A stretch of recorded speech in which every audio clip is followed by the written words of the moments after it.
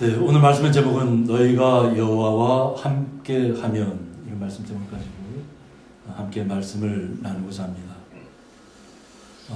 오늘 저희들이 말씀을 통해서 보면 아사 왕을 좀 이렇게 삶을 조명해 볼 텐데, 아사 왕이 하나님을 의지했을 때 이뤘던 놀라운 능력과 또 하나님께 주신 힘이 있습니다. 그러나 후반부에 가면 또 하나님을 의지하지 않고 북쪽 이스라엘의 바사 왕이 위협을 가해올 때 오히려 주변의 군대의 힘을 빌리기 위해서 이웃 나라의 도움을 청했을 때 오히려 그는 또 하나님에게서 떠나게 되는 그런 결과를 빚게 됩니다. 그러나 그 양을 다 다루기에는 오늘은 너무 방대하고, 정말 하나님을 의지했을 때 그가 겪었던 일들, 그리고 그가 하나님을 의지했을 때 31년 동안 하나님께서 그에게 어떤 은혜를 내려주셨는지 좀 다뤄보는 시간을 말씀을 통해서 나누고자 합니다.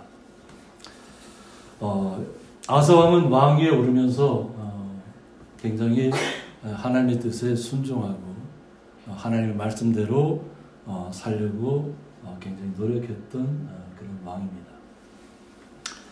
그러나 그 시대가 그 전황 때부터 시작된 그 분열된 나라가 하나님을 잊어갔다고 하는 거죠. 그러니까 저희들은, 이스라엘 백성들은 하나님만을 신뢰해야 되는데, 어느 순간 이 모든 애들이 보면 평안할 때 하나님을 떠나는 거예요. 평안할 때. 그런데 위기가 닥쳐오면 다시 하나님을 찾을 것인가, 아니면 주변의 강대국들의 도움을 의지할 것인가, 여기에서 갈려지게 됩니다. 그래서 지금 이 시대가 정말 보면 그 당시로 말하면 춘추 전국시대와 같은 그런 시대입니다. 그러니까 서로 정복하고 나라를 서로 빼앗기 위해서 멀리 어디서 날아오냐면, 역대하 14장 9절을 보면 구수 사람 세라가 그들을 치려하여 군사 100만 명과 병거 300대를 거느리고 마레사에 이르렀다고 했습니다. 이 구스가 어디냐면 에디오피아입니다. 지금부터 따지면 에디오피아에서부터 이스라엘 땅까지, 유다 땅까지 침략하기 위해서 군사 100만 명을 거느리고 왔다. 그리고 병거도 300대를 거느렸다. 그러니까 이 당시에는 구스라는 나라가 가장 또 그쪽 밑에서는 또 강대한 힘을 가지고 있었던 것 같아요. 그 나라가 이스라엘까지, 유다 땅까지 오기 위해서는 이집트도 거쳐야 하잖아요. 그러니까 이집트가 그때는 세력이 크지 않았다고 하는 거죠. 그러니까 에디오피아라는 나라가, 그 당시 구스라는 나라가 강대한 힘을 가지고 한 북방을 한번 정벌해보자 하는 그런 의미를 가지고 올라오고 있다고 하는 겁니다. 그래서 아사 왕이 직접 10절에 보면 아사가 마주 나가서 마레사의 스바다 골짜기에 전절을 갖추었다고 했습니다. 나가서 싸우려고 나갔는데, 아사 왕의 능력이 여기에서 나타나는 겁니다. 아사가 그의 하나님 여호와께 부르짖어 이르되, 지금 아사 왕이 가지고 거느리고 있는 군대는 유다 군대가 30만 명이고, 또 베냐민 족속의 지파가 또 28만 명이고, 그래서 100만 명의 군대하고 싸울 수 있는 능력이 안 됐다고 하는 거죠. 그런데 나라는 지켜야 되고, 막상 나가서 보니까 굉장히 차이가 나잖아요. 그러니까 하나님 앞에 부르짖을 수밖에 없는 위기의 상황이 왔다고 하는 거죠. 여호와여, 힘이 강한 자와 약한 자 사이에는 주밖에 도와줄 리가 없사오니, 라고 말하고 있습니다. 너무나도 큰 차이가 난다는 거죠. 자신이 거느리고 온 군대와 지금 구수 사람들이 거느리고 온 군대가 너무나도 큰 차이가 있으니까 주밖에는 도와줄 리가 없다고 하는 거죠.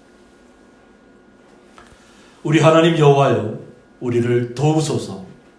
우리가 주를 의지하오며 주의 이름을 의탁하옵고 이 많은 무리를 치러 왔나이다 하고 말하고 있습니다.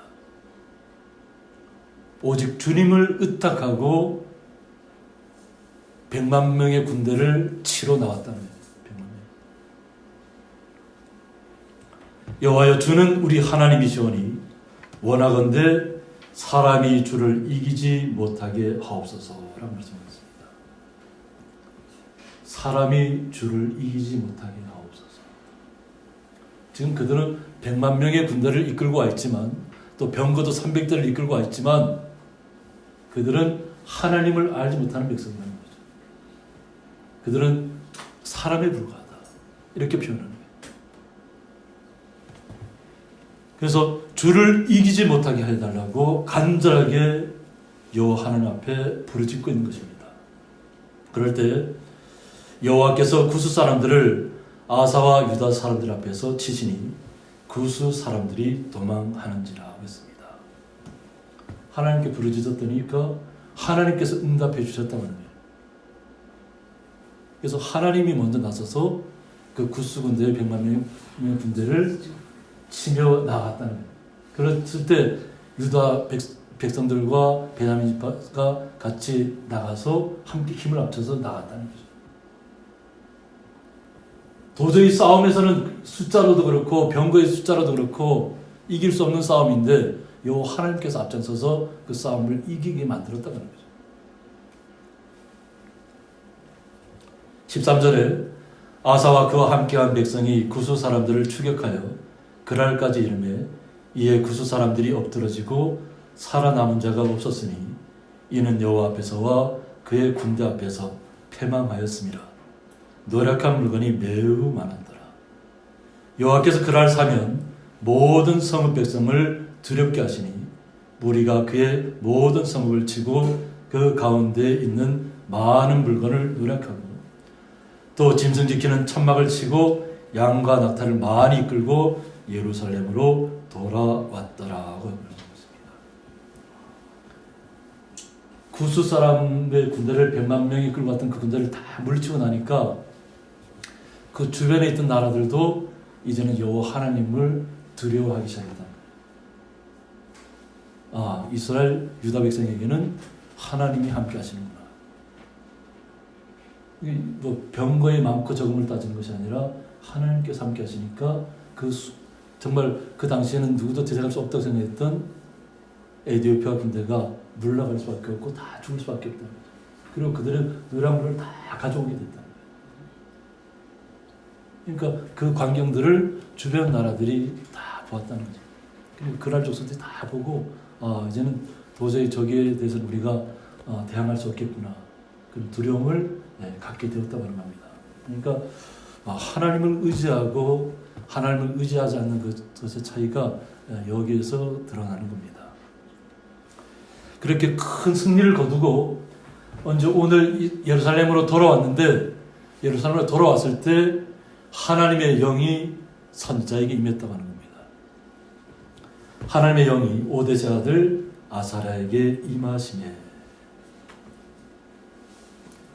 아사 왕은 큰 승전보를 울리면서 막 어떻게 보면 기쁨으로 모든 전략 물자를 다 빼앗아갖고 다 기쁨으로 막 기세등등하게 돌아오는 그런 시간이에요. 그런 시간인데 여호와 하나님께서 그 당시에 오데세 아들 아사랴 선지자에게 말씀이 임했다는 거예요. 이 말씀을 하나님의 말씀을 아사 왕과 이스라엘 유다 백성에게 전해주라고 하는 거죠. 그리고 결단을 하는 거예요.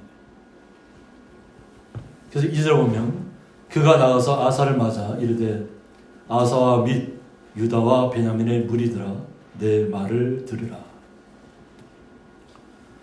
너희가 여호와와 함께하면 두 가지 안을 내놓는 겁니다. 선지자를 통해서 여호와와 함께하면 여호와 하나님께서 너희와 함께 하실지라.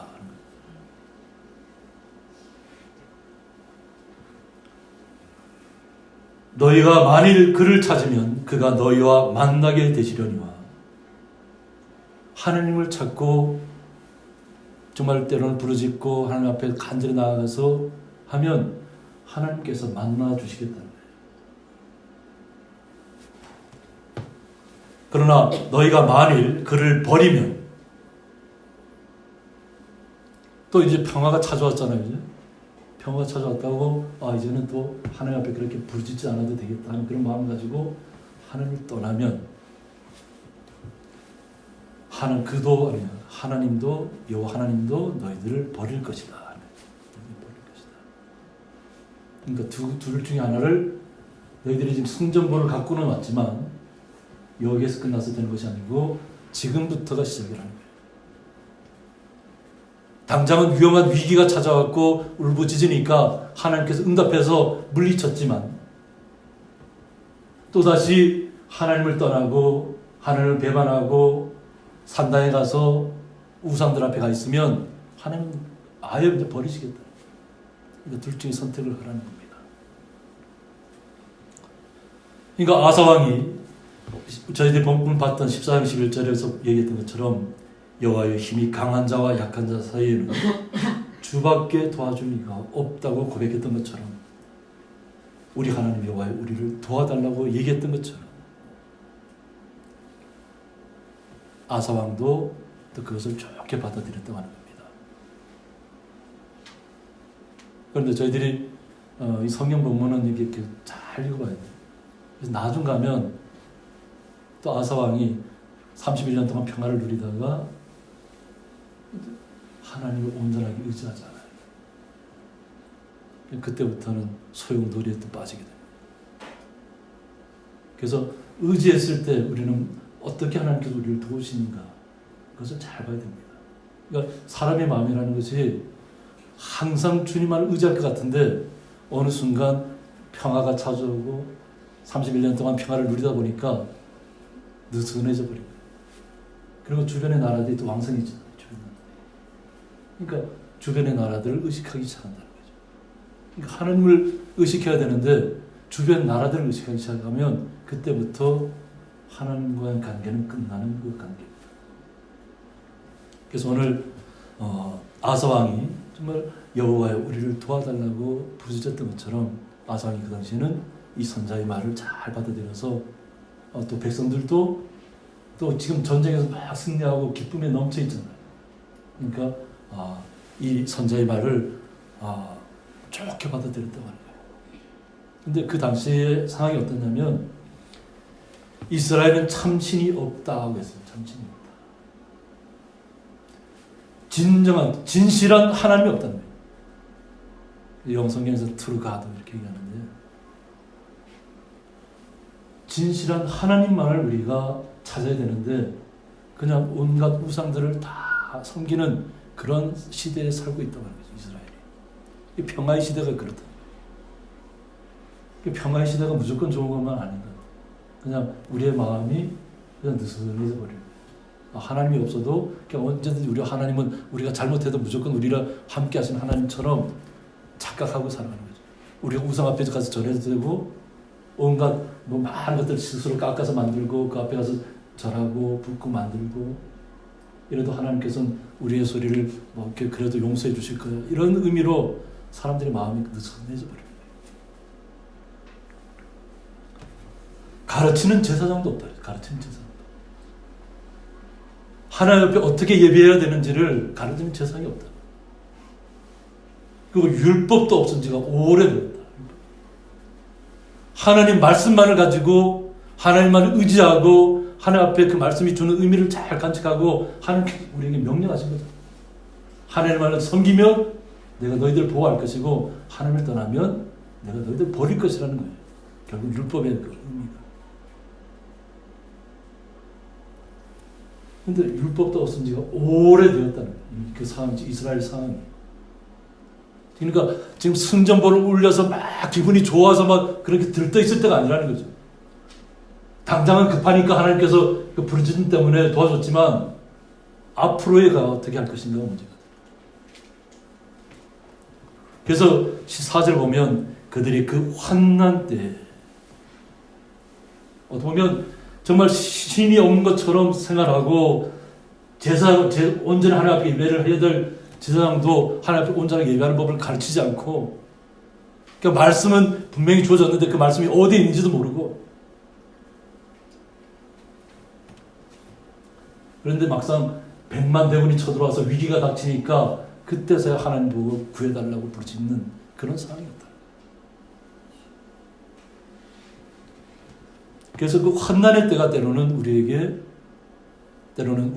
위험이 될 수도 있고 위협이 될 수도 있지만, 우리가 하나님만을 온전히 붙잡으면 오히려 환난의 때가 우리에게는 놀라운 하나님의 은혜를 체험하는 시대가 된다고 하는 거죠. 그래서 하나님께 돌아 찾음에 그가 그들과 만나게 되셨다 그랬습니다.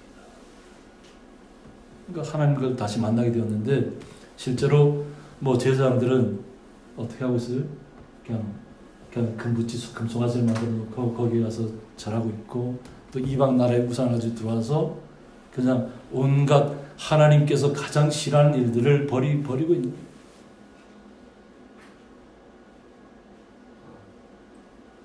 그래서 하나님의 사람이라고 우리는 얘기하지만, 하나님의 사람이 우리가 이 땅에서 살아가는 동안 생명을 다하는 날까지 하나님을 꼭 붙잡고 있어야만 하나님의 사람이지. 30년, 40년, 50년 내가 하나님을 온전히 믿었다가 나중에 1년, 2년 마지막 때 내가 하나님을 안 믿으면 그건 아무 소용도 없는 거예요. 그러면 이스라엘만 그런 시대가 아니라 그때 온 땅의 모든 주민이 크게 요란하여 하는 것입니다. 이스라엘만 아니라 모든 땅이, 온 땅이 주민들이 크게 요란합니다. 그리고 사람의 출입이 평안하지 못했다. 저는 이 말씀을 통해서 지금 그 당시에 유다 민족에만 해당되는 것이 아니라 지금 우리가 살고 있는 이 시대에도 똑같은 일이 벌어지고 있다는 거예요. 군사력이 강해지면 강해질수록 사람들은 하나님을 더 의지하는 것이 아니라 점점 더 군비를 증강시키고 자기들의 어떤 나라의 힘을 통해서 다른 나라에게 위협을 가하려고 한다는 거죠. 이 북한이라는 나라가 왜 핵을 가지고 있겠어요? 그만큼 하나님을 의지하는 것이 아니라 핵을 통해서 자신들의 세력을 얻으려고 하는 거죠. 중국과 러시아가 왜 핵실험을 하겠어요? 자신들의 강대국이라는 것을 온 천하에 다 알리겠다는 거 아니에요. 하나님을 의지하는 것이 아니라 우리는 이런 위험한 폭발물들을 갖고 있으니까 알아서 행동하는 거죠. 알아서. 원래는 핵 실험을 하지 못하도록 규약이 정해져 있어요. 그런데 중국과 러시아가 핵실험을 하니까 트럼프 미국 대통령도 그럼 우리도 만약 그렇게 한다면 우리도 핵실험을 하겠다 이렇게 나옵니다. 그동안 핵실험을 안 하고 있었는데 계속 그렇게 규약을 어기고 협약을 어기고 나가면 우리도 한번 그러면 핵실험 하겠다.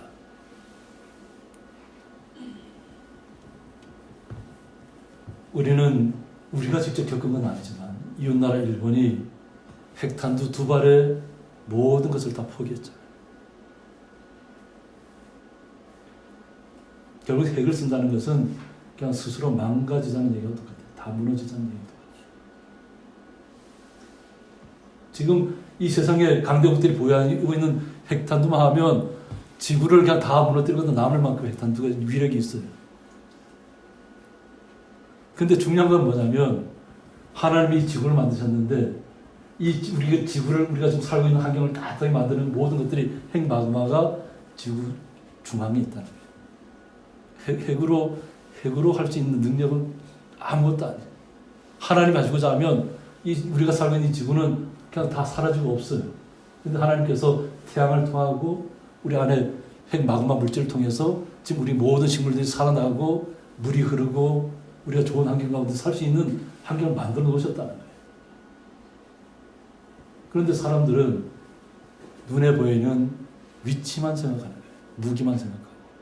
그러니까 하나님을 떠나는 거죠. 하나님이 없어도 우리는 무기만 있으면. 또 많은 어떤 정치적인 위력을 갖고 있는 사람들이 어떤 생각을 갖고 있냐면 그러니까 세계 정부를 만든다 이런 생각을 갖고 있어요.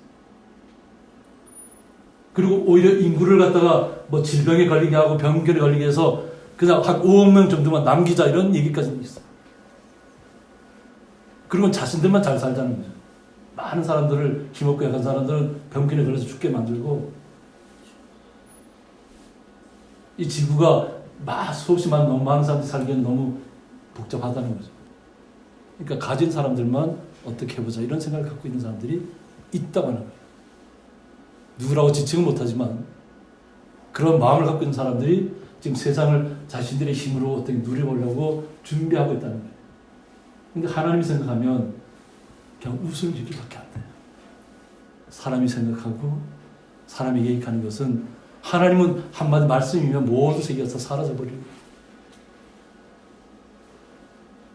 그런데 지금의 시대가 그렇다는 거예요. 지금 코로나19를 통해서 지금 자유롭게 다니지 못하잖아요. 그죠? 사람들이 다니는 걸 평안하지 못하는 거예요. 나름대로 뭐 규칙을 가지고 서로 나름대로 잘 하고 있다고는 하지만 불편함이 느껴지잖아요. 그리고 이 나라와 저 나라가 서로 치고, 서로 나라끼리 서로 친다고 하는 거예요. 이 성미 저 성과 또한 그러하여 피차 상한 바 되었나니. 결국 싸우면 어때? 그냥 우리만 한쪽만 이기는 것이 아니라 피차 상한다. 피차.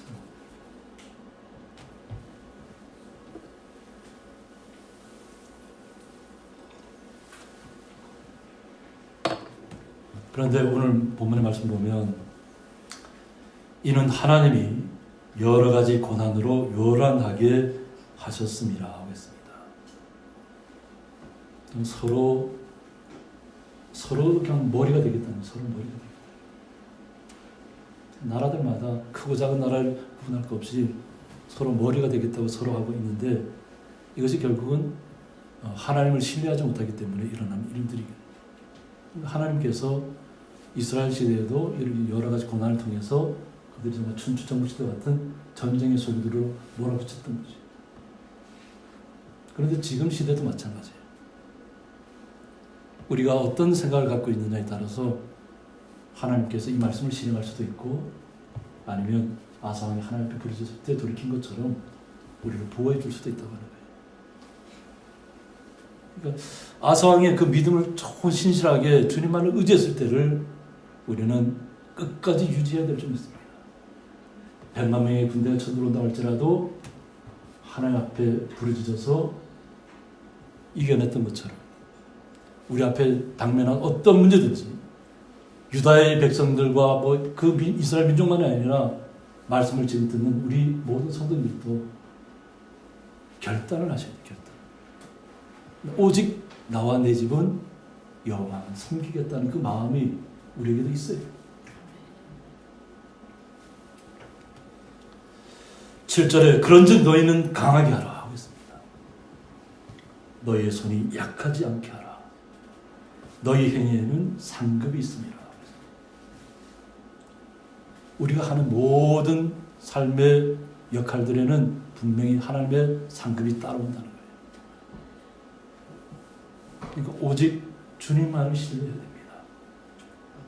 그래서 아사 왕이 그 유죄를 그 당시에는 잘 받들어서, 오히려 아사 왕의 어머니 마아가가 아스라의 가증한 목상을 만들었으므로 아사가 그의 태우의 자리를 피하고 그의 우상을 찢고 빻아 기드론 시내가에서 불살랐으니라고 역대하 15장 16절에서 말씀하고 있습니다.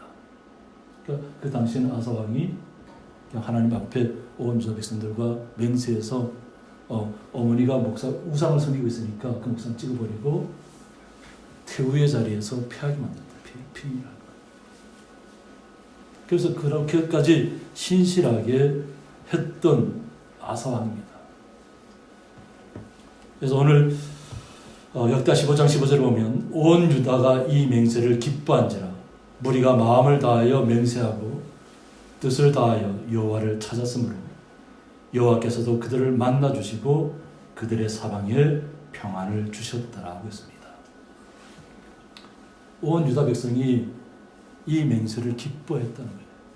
기뻐하니까 하나님께서 그들을 만나주시고 그냥 사방에 평안을 주셨다. 그러니까 그 주변에 있는 모든 어떤 위협이 되는 족속들도 침공하지 못하도록 평안을 주셨다는 거예요. 11절에 보면 아사왕의 어머니 마아가가 아세라의 가증한 목상을 만들었으므로 아사가 그의 태우의 자리를 폐하고 그의 우상을 찢고 빻아 기드론 시냇가에 불살랐으니 산당은 이스라엘 중에서 제하지 아니하였으나 아사의 마음이 일평생 온전하였더라 하고 했습니다. 그런데 산당은 제하지 아니했다. 그러니까 이 산당이 뭐냐면 그 당시에 지역에서 가장 높은 자리에 있는 거예요. 좋은 자리. 근데 그곳에서 온갖 우상의 일들을 버렸던 자리예요. 그러니까 목상도 먹게 찍어버리고 빠져서 다 불살라버리긴 했지만 그 산당만은 그대로 뒀다가 그래요. 근데 이것이 결국은 나중에 가면 다시 하나님을 배반하고 떠나는 그런 것이 되기도 합니다. 그러니까 제할 때 정말 확실하게 제해야 되는데 어떻게 보면 이만큼 하면 됐다 이런 생각할 수 있잖아요. 그러니까 그들이 볼 때 우상은 찍어버리고 버리면 되는데 건물은 어떻게 해요? 너무 잘 지어진 건물이라면 그 건물을 부수기에는 아까운 생각도 들 수 있잖아요. 그러니까 이제 그런 것 때문에 갈등하다가 결국 이것은 그냥 우리가 온전히 하나님만 섬기면 되지 하면서 그런 남겨뒀던 것 같아요. 아사는. 그러나 아사의 마음은 일평생 온전하였다. 하나님을 온전히 아사의 마음은 주님만을 신뢰했다는 겁니다. 그가 또 그의 아버지가 구별한 물건과 자기가 구별한 물건 곧 은과 금과 그릇들을 하나님의 전에 드렸더니 이때부터 아사왕 제35년까지 다시는 전쟁이 없으니라 하고 있습니다. 이때부터 35년까지 전쟁이 없었다. 하나님께서 보호하셨다, 지켜주셨다. 그래서 오늘 말씀은 제가 여기서 마치지만 36년부터는 또 결국은 아사왕도 타락하는 길을 걸어갑니다. 그래서 우리가 하나님을 온전히 신뢰하려면 끝까지 신뢰하셔야 돼요. 끝까지. 조금 내가 편안해지고 내 주변의 생활들이 다 좋아졌다 해서 그냥 이제는 항상 하나님 앞에 간구하지 않아도 말씀대로 살지 않아도 되는 것처럼 생각해서는 안 돼요. 평안해지면 평안해질수록 나의 건강이 회복되면 회복될수록 더 주님을 신뢰하시기 바랍니다. 함께 기도하겠습니다. 너희가 여호와와 함께하면 이라는 말씀을 통해서 아사왕의 마음을 또 유다 백성들의 마음을 하나님께서 기쁘게 받으셨던 당시를 저희들이 살펴보았습니다. 저희들은 35년이라는 시간을 통해서 하나님께서 그 땅을 온전하게 보호하셨던 것처럼 저희 거룩한 주의 성도들은 하나님의 나라에 이르기까지 아사왕의 이 마음을 저희들의 마음속에 온전히 갖기를 원합니다. 저희들에게 온전히 주님만을 신뢰하고 주님만을 앞에 부르짖는 귀한 거룩한 주의 성도들로 이 땅에 나타나게 하여 주옵소서. 주님의 은혜에 감사하며 예수님의 이름으로 기도드리옵나이다. 아멘.